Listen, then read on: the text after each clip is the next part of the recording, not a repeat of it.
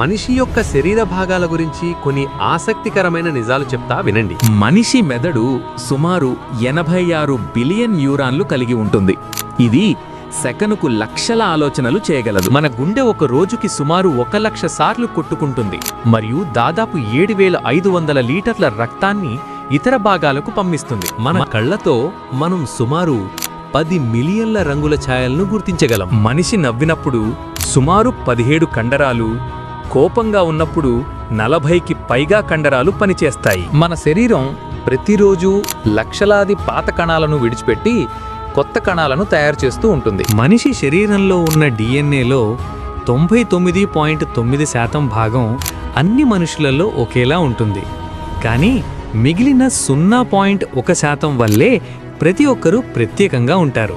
Video మీకు నచ్చితే like చేయండి. మరిన్ని వీడియోస్ కోసం మన ఛానల్ను సబ్స్క్రైబ్ చేయండి.